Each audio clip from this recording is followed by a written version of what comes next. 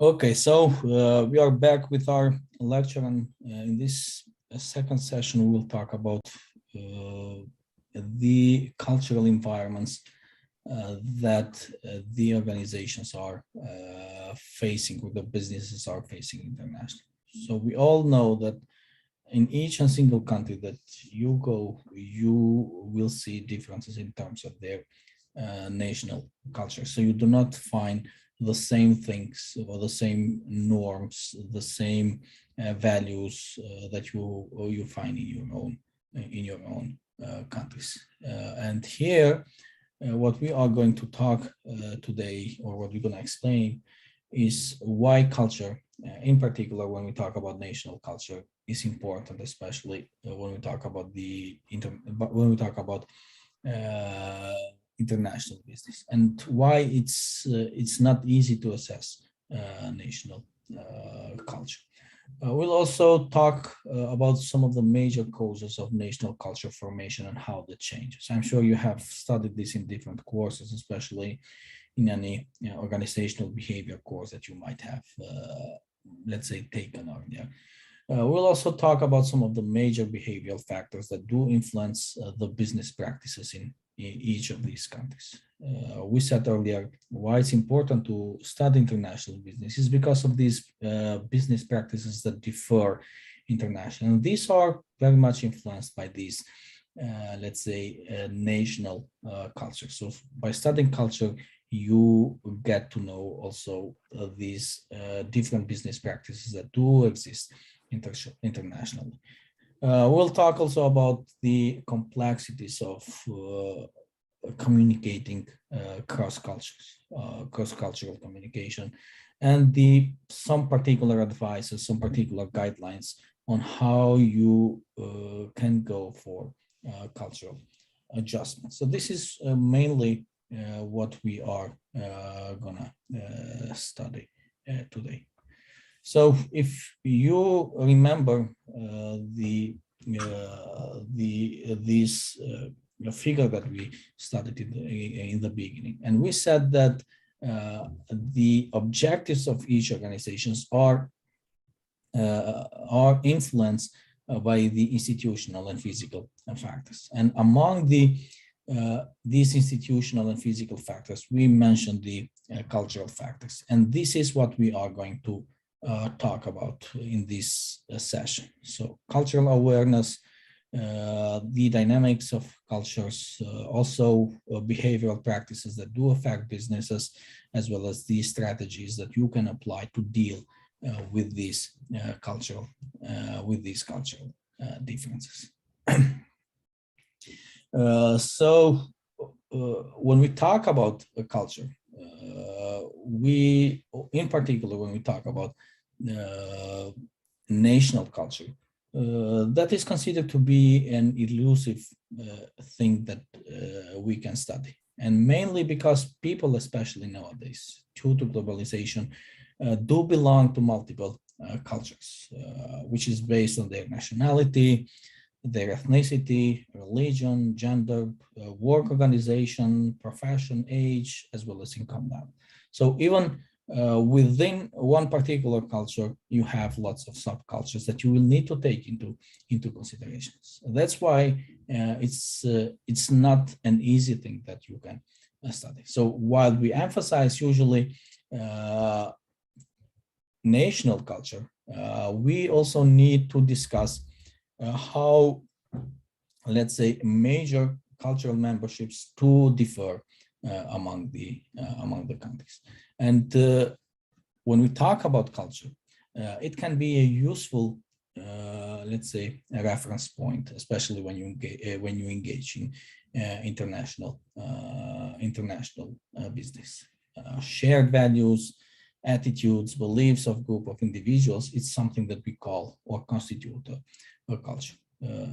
And as I said, culture can be a useful reference point to determine these values and attitude. However, something that we said earlier is that it's not always accurate, because, as I said, not everyone within that national culture does share the same values and attitudes. We said There are people that are bicultural, multicultural, and this means that they have internalized more than one national culture. Me, myself, for example, I have double citizenship.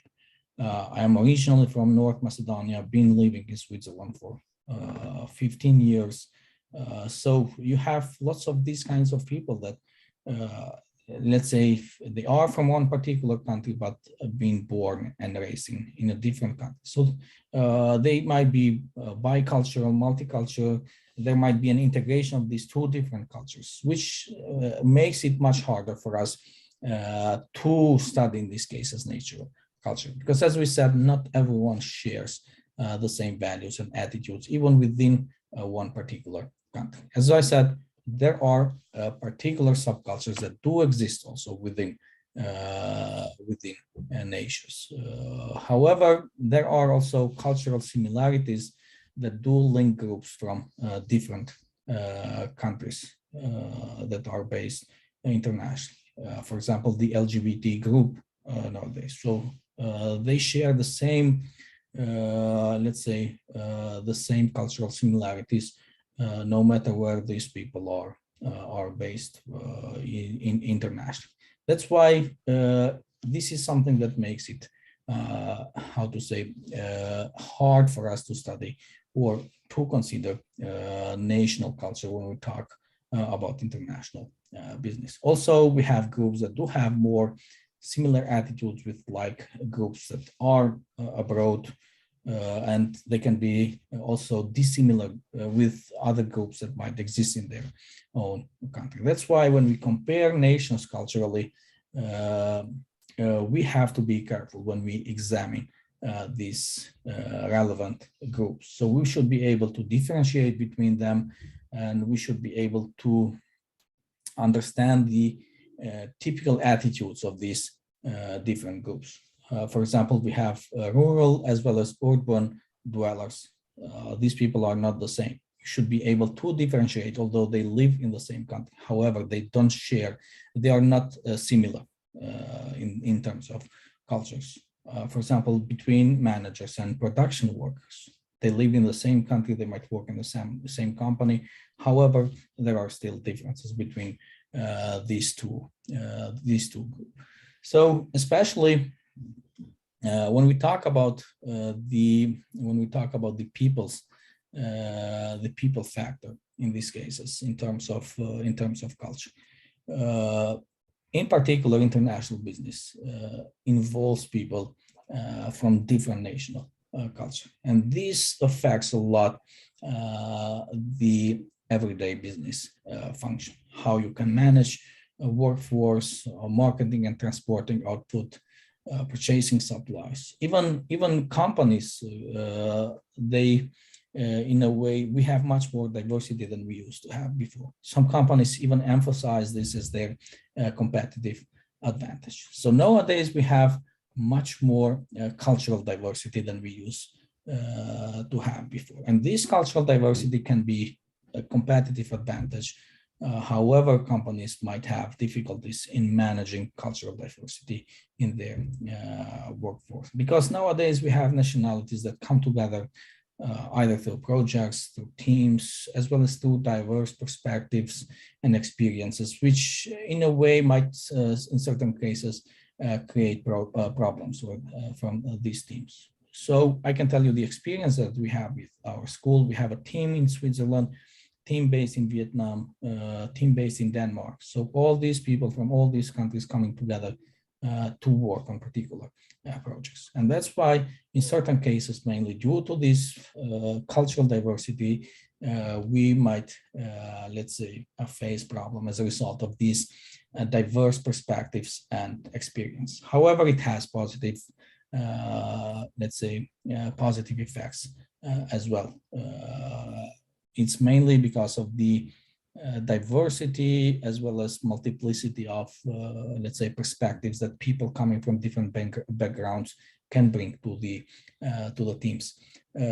Another important aspect, especially when we talk about the people factor, is the so-called cultural collision.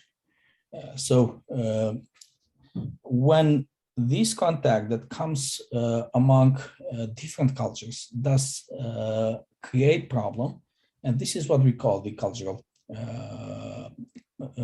collision. In particular, for example, companies,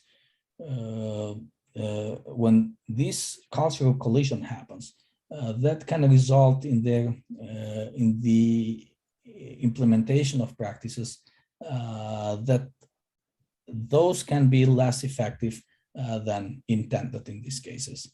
And this can also cause distress to the employees. For example, when you send them abroad because of the difficulty in adjusting to the different behaviors that are based. That's why not all the employees are willing to relocate or to move, let's say, abroad. We're going to talk later on in details about expatriates and how the companies, let's say, send the employees abroad, how they reimburse them, and different issues actually that these employees face in terms of the cultural shock and other problems, and how the companies actually do help these individuals to, let's say, to overcome these obstacles that they might face in the beginning. So when we talk about, let's say, when we talk about cultural collision, it's important to talk about two, let's say, different kinds of cultures. We have the deal-focused culture, and then we have the relationship-focused culture. And this is actually the difference that we face mainly between the East and the West, the so-called. So, for example, mainly the Western countries are a more deal-focused culture. So they are mainly task-oriented. They do not, in a way, care much, or they are not focused much on building relationships. So they want to get things done. So if you go, let's say, for a business, they want to get the job done. Compared, for example, to, let's say, some Middle Eastern countries, some Asian countries, their main focus is first to build a relationship. And then once you build a relationship, then you can move on in doing the business in this case. So they first would expect that you engage in like building a relationship first, and then based on that, you move further to, let's say, to discussing other issues. That's why these DF or deal focus people, they usually view these relationship focused people as time wasters. On the other side, these relationship focused people, they view these DF people as to be, in certain cases, offensively blunt. However, the moment that you understand that there are these two different types of cultures, you cannot, in a way, have this kind of stereotyping, because you know that you are dealing with different culture, and then you will, in a way, adjust your behavior and your way of doing business. And that's something that you can do by starting to build, let's say, your cultural awareness, because that's going to help you a lot, especially if you would like to engage in international business. And I think people, for example, like Kataron, that are engaged in international business, they can tell a lot how important actually this cultural awareness can be, especially when we talk about sales, engaging in negotiation and in businesses with people that come from different actually cultural backgrounds. That's why building cultural awareness is extremely important. And if you are a company that you are doing business abroad, you should determine which foreign business practices are different from your own that you have, and then you decide what adjustments you need to do. For example, in certain cases, companies, when they send their employees for like to work abroad, they even send them for this kind of cultural awareness courses, or to get acquainted with that national culture of the country that they are going to go, because every national culture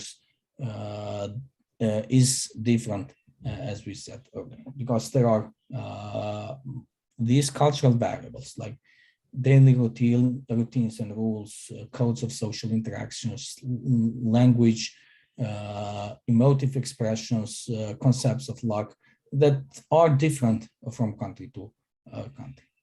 That's why people will need to get to know, and you actually can increase, let's say, your cultural awareness of each and single country. So there is a case study, for example, in the beginning of the book about Saudi Arabia.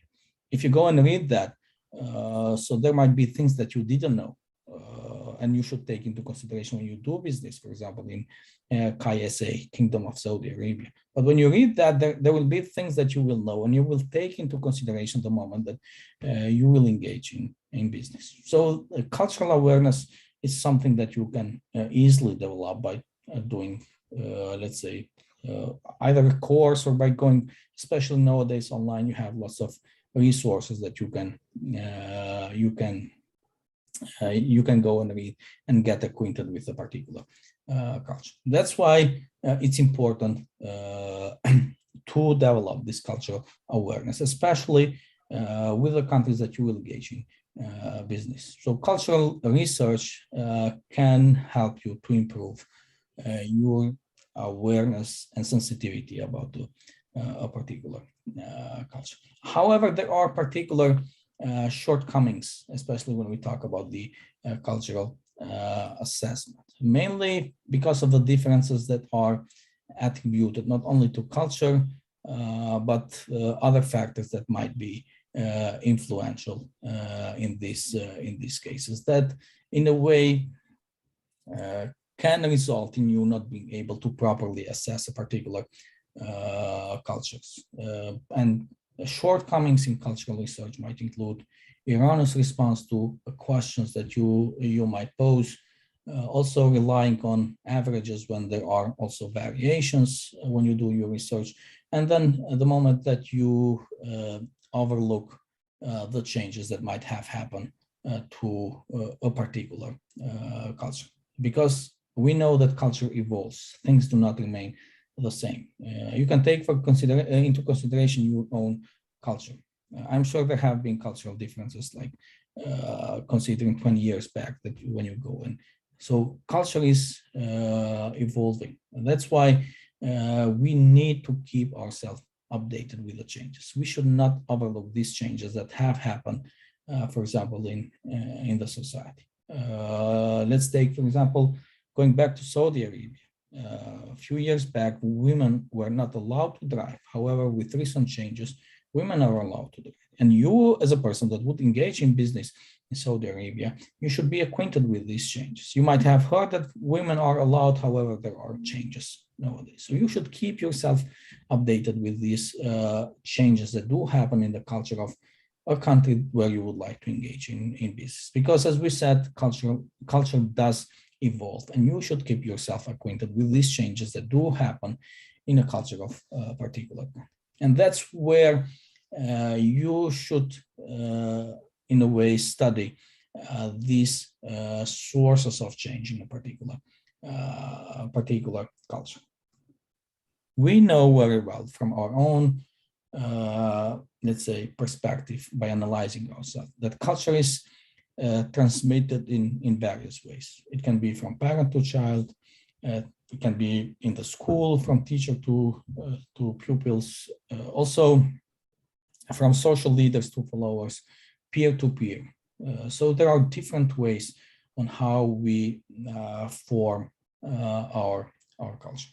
So cultural value systems, especially the core values that we have as individuals, this is something that is set early in our life. However, that's not something that cannot be changed later on, because it can be a change by choice, or it can be a change by imposition. When we talk about change by choice, this can occur because of, I don't know, social, economic situations that present people with new alternatives that they have. So they see different alternatives that are available internationally, and they adopt them. And this leads to changes that happen to this culture. For example, when rural people choose to accept, let's say, factory jobs, so they change, let's say, some basic customs, because now they start to work regular hours. So in these cases, they will give up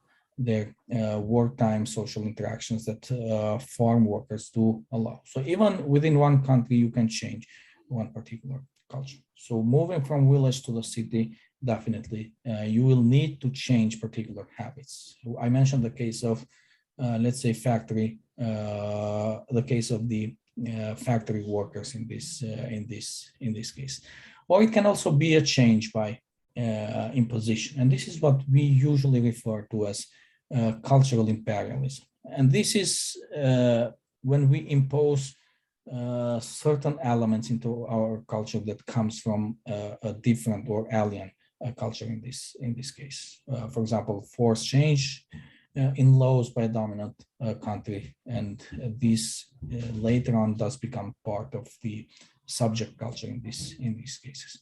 And usually this happens with contacts that do happen among countries that bring this case. And this is what we mainly refer to as cultural diffusion. And when the changes do result in mixing cultures, this is what we call the creolization.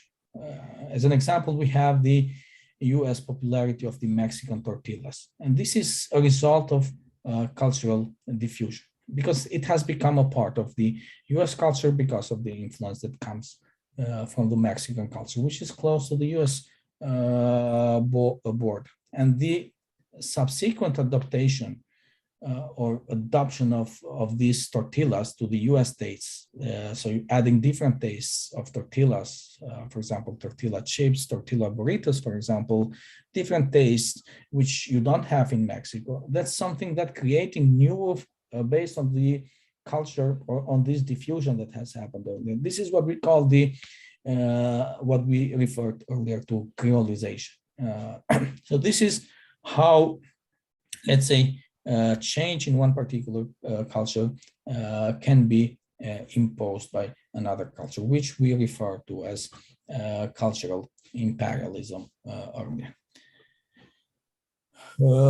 We mentioned also earlier that culture, that language does help a lot in this process of cultural formation and change, especially nowadays when we know about the widespread use of English. So this is considered to be a noticeable aspect of culture, because it limits contact among people who cannot communicate actually with each other. So having a common language that is acting as a unifying force. We have the use of English. So nowadays you can use English wherever you travel internationally, although there might be other countries where actually you might not be able to use. However, in terms of travel, I don't know, using English, it's widespread habit, let's say, that you can find in different countries internationally, which actually helps in this process of cultural formation that we see to happen nowadays internationally. So although a nation may have a single official language, however, we know that the reality is much more complex. We know also that you have different dialects that are, let's say, available in each and single language. So even here, for example, a Swiss speaking German and a German, someone from Germany speaking German, they might not be able to understand each other. So Germans usually do not understand Swiss people when they speak German. Even Swiss Germans living in different cities, they speak different Swiss German, different dialects. So we know that there are lots of language barriers when it comes to the communication. And also we know something which is quite, let's say, common nowadays, many people are bilingual or multilingual. So each and single one of us here, we can say that it is he or she is bilingual, because besides English, each and single one of you do speak your own national language, and some of you might speak, let's say, additional languages or dialects that are available in your country. However, as I said earlier, especially English has become the international language of business, and it we know, let's say, that it has become for a number of reasons, mainly because these native English language countries do account for much of the world production, and this mainly the world's most important second language, and it has become the so-called lingua franca, what we call, so the language that is mainly used for international business. And people do predict that it may lose some relative importance in the future, which let's say may lead to overvaluing employees with English competence. I think, I don't know in your own countries, but personally, when I go and look for job opportunities, for example, in Switzerland here, so besides the local language, in each and single job advertisement, English is required. And this shows how important English, especially when you apply for, let's say, with companies that are engaged in international business. Even if the advertisement is in German, in local language, it's stated there that you should be fluent in English, and I don't think you would be able to find, especially let's say when we talk about office work, you are supposed to speak English as well. This shows how important English has become nowadays.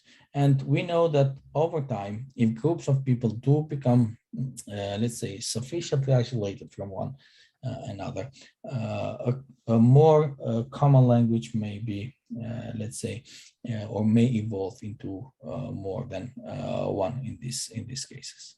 So this so-called cross-pollination of languages is an ongoing phenomenon that is a result of the diffusion of cultures. So even you, when you speak in your own language, you do use lots of words that are, let's say, taken from, that are taken from these languages. Maybe Bibi can tell us more about this, because I think Malaysian language is like kind of a diffusion of English and Arabic. So you find lots of English and Arabic words which simply are only pronounced a little bit the same, but the root is mainly from English, or you find Arabic words. And in terms of grammar, I think it's not that it has much. You need to how to say, to worry about like other languages. I have seen that this has been, let's say, mainly a diffusion of this of the influence of the let's say English and Arabic culture, being Muslims and being a colony of England for quite some time, which you can see that in the language which is spoken by local Malaysians or Malays.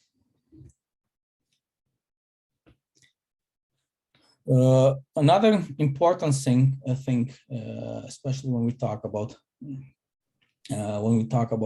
culture, is the religion, which is considered to be a cultural stabilizer. So we have many strong values which are the result of the dominant religion in particular culture.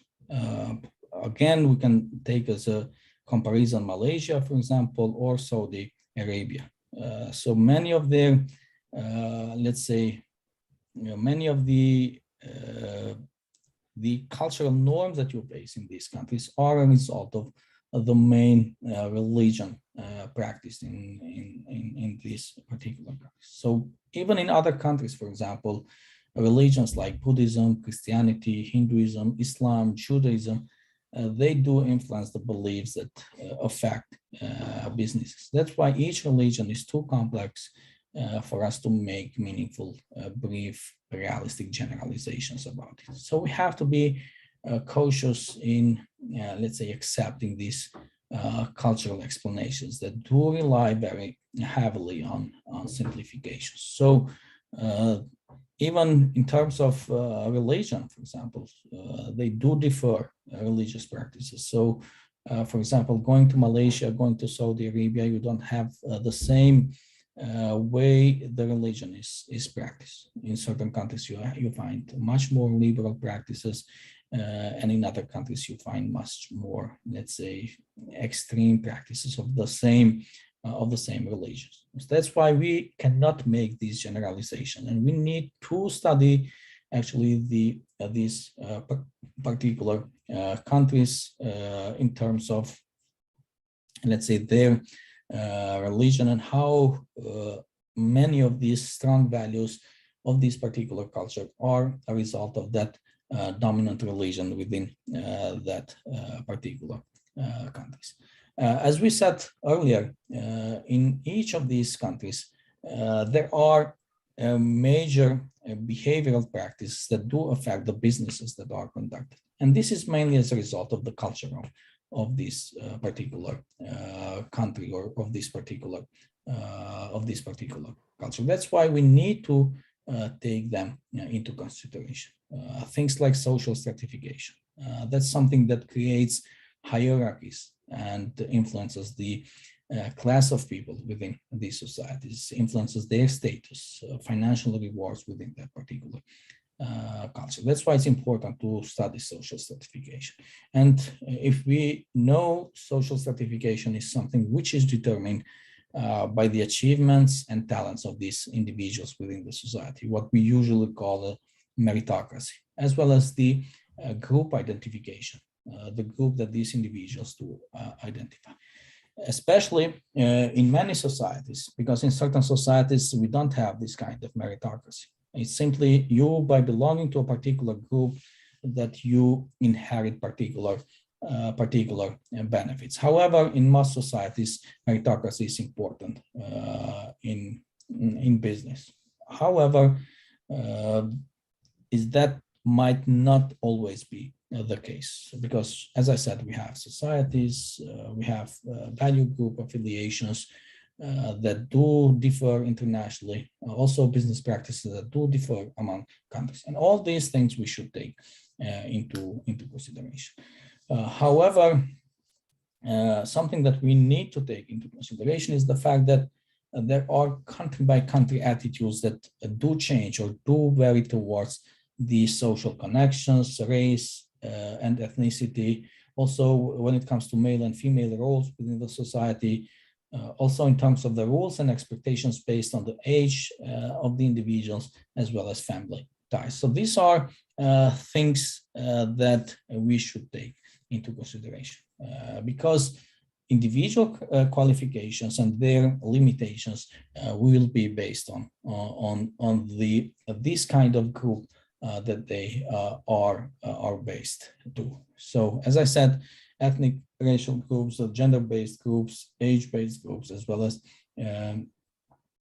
family ties or family-based groups. So that's why we need to understand these country-specific differences in terms of quality and the attitudes towards these different groups that do exist within the society. Ethnic, racial groups, male or female, the age-based groups, as well as family-based groups. Because we know that all countries do enforce the age-related laws. And in certain countries, let's say, the logic of these laws seems paradoxical. For example, in certain countries, marriage is allowed, let's say, at the age of 16. In certain countries, it's 18, which is not the same, which is paradoxical. However, we need to know and understand these differences that might exist in these different countries. Also, there are other, let's say, major behavioral practices that do affect businesses, especially international business. In particular, when we talk about work motivation, usually there are particular things that we need to understand, because not people are not the same motivated when it comes to work. Some people are more motivated by, let's say, material things, for certain people, they might simply put ahead, let's say, the salary. So when you go and apply for a job, the first thing that you would take into consideration is salary. Other people might value other things more than the rest, for example. Some people might work, let's say, might be more interested in work-life balance. So they don't pay attention a lot to the salary, but more they are focused on, let's say, having much more free time, working from home, less travel to work, so they can spend more time with their family. So these issues are things that we need to take into consideration. Also, the perceived likelihood of success and its rewards.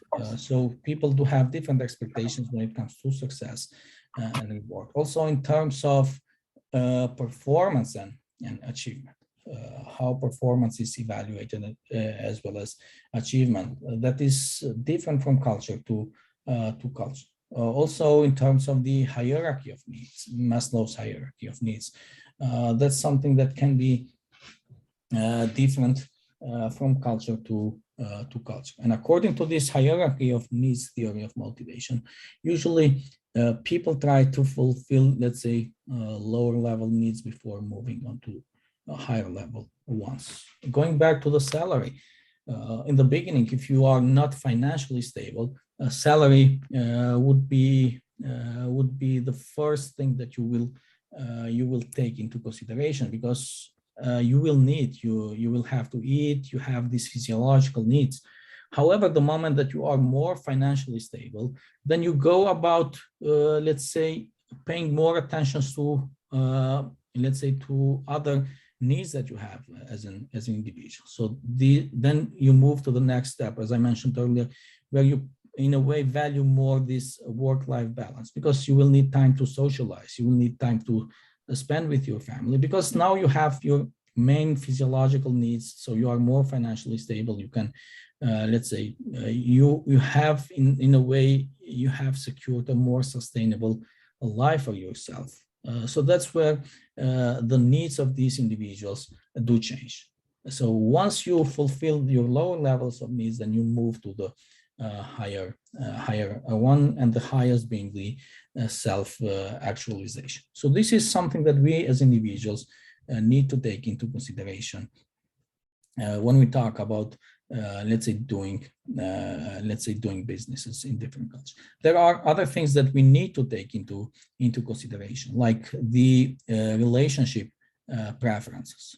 We know that these relationship preferences do differ from one country to country. For example, we have power distance, we have individualistic versus collectivist cultures. So, for example, Western cultures are known for being more individualistic versus, for example, Middle East and some other cultures which are considered to be a more collectivist. For example, you should take power distance into consideration, and it is a measurement usually of employees' preferences of interaction between superiors and subordinates. Even in the classroom, you can see these differences. So usually people that come from high power distance, they prefer little consultation between bosses and their subordinates, and usually you can mark this difference between this high and low power, especially in the interaction between let's say, between subordinates and their boss, even in the interaction between students and their lecturers, for example. I have studied, let's say, in different countries, mainly in Europe. You have a much more informal, let's say, relationship and communication that you build with your lecturers.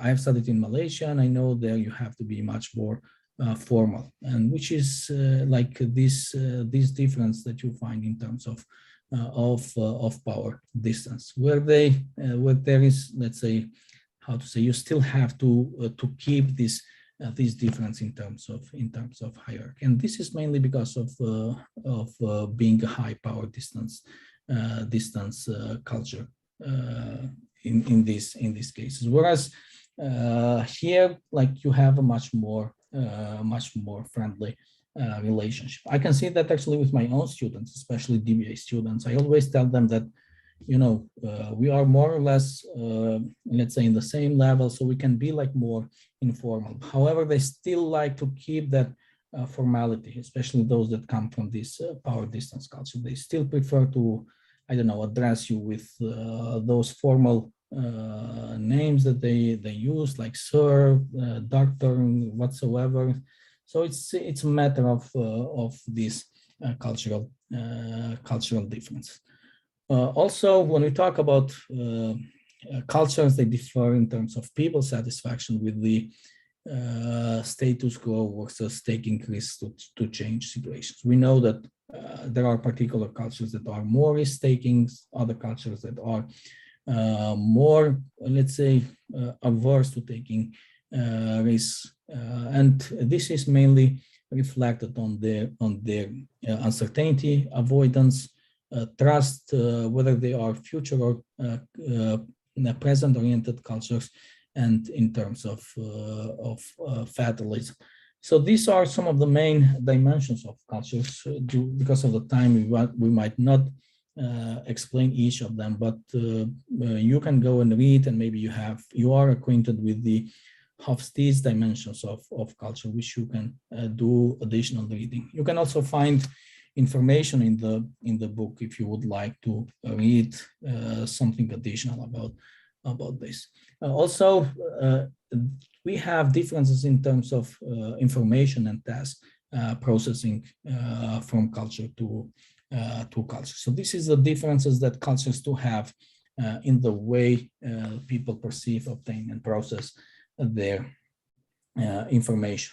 In particular, these differences in how they selectively perceive the cues in these cases when they receive information. And cues are usually features that inform us about the nature of something. Also, there are differences in terms of the low and high context cultures. Low context cultures are the one where people usually regard as relevant only first-hand information. Usually the information that they receive from firsthand. And business people in this kind of culture will spend little time on being involved on small talk. So they tend to get straight to the point. On the other side, when we talk about high context culture, these people usually tend to understand and regard indirect information as being important as well. When we talk about information processing, we know that all cultures do process information in the way that they do categorize, plan, and quantify this information. However, every single culture has its own systems on how they order and classify information. We have also the difference between monochromic and polychromic cultures. Usually monochromic cultures, they prefer to work sequentially.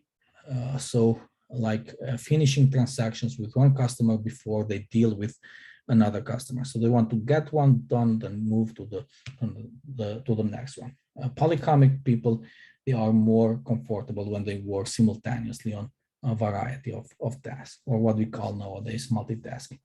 And we have also some cultures that tend to focus first on the whole and then move on, let's say, different parts. And other cultures do the opposite in these cases. We have also cultures that prefer to first establish overall principles before they try to solve these small issues. And this is what we usually refer to as idealism. However, we have other cultures that people do mainly focus on details than on abstract principles. And this is what we call, or what is known as, being a more pragmatic culture in these cases. However, we said earlier, there are still problems that do exist when we talk about communicating among different cultures, especially translating one language into another language. It's not something that you can do straightforward, because there might be words that cannot have, let's say, a direct translation. So that's why we always have problems when we need to translate spoken and written language, because of the let's say, words that cannot simply be translated or directly translated, because in any language words do mean different things, and it's mainly based on the context that they are used. Also, grammar is a complex and something that should be taken into consideration, and even when all parties to communication come from countries that share an official language, we should not assume that the understanding will go smoothly. There will still be some kind of misunderstanding. That's why context will need to be taken into consideration. However, something what we need to take into consideration is what we call the silent language. We as human beings, we constantly exchange messages through a host of non-spoken and non-written cues, what we refer to silent language, like colors, distance, time and punctuality, body language, prestige. So all these do convey meanings. For example, colors do invoke distinct connotations in different countries. Particular color is connected with being lucky, unlucky, or being associated with a specific business. That's why actually they do convey meanings which is hidden, or that's why we call them as silent languages in this case. However, there are particular guidelines that we can take into consideration if we would like to engage into this so-called cultural adjustment. And the first one is the host society acceptance. Usually, host countries do not always expect foreigners to adjust to them. And this is, let's say, you can see that this is much more prevalent from one culture to another culture. Also, the degree of cultural differences. Usually, when a company moves into a culturally, let's say, close foreign country, it should encounter few cultural adjustments than when they enter a culturally distant country. For example, if a UK company goes to US or Canada, for example, they more or less they will encounter fewer cultural adjustments, because more or less is the same culture, compared, for example, them moving to Middle East, where it's a totally different cultures. Even among culturally close countries, however, there will be still differences that could still, let's say, affect the business dealings, because in these cases, although they have similar cultures, however, people may reject the influx of foreign practices because they seem to them as something additional that might have, in a way, threaten their self-identities. And also, when we as individuals, we go abroad, we do encounter different customs and practices. So we have here cases, for example, we have students coming from Thailand working here in Switzerland. So we as individuals, we encounter different customs, different practices, which we were in a way not acquainted before. And some of them can be traumatic for us as individuals. Even if we go to countries whose practices are not necessarily traumatic to us. However, employees who go abroad, as I mentioned earlier, they will definitely encounter this so-called cultural shock. And this is the frustration that results from having to absorb a vast array of new cultural cues and expectations in these countries. Whether and how a company and its managers also adapt abroad, that will not only depend on the host country, but will also depend on their own attitudes and behavior. So in these cases, we have a polycentric organizations or polycentrism. And these organizations do believe that they should act abroad like companies there. So when you go abroad, you act like the companies that are based in particular countries. We have the well-known saying, when you go to Rome, do like the Romans do. So do like those people in that particular country. However, we have also the ethnocentric view, and this reflects the conviction that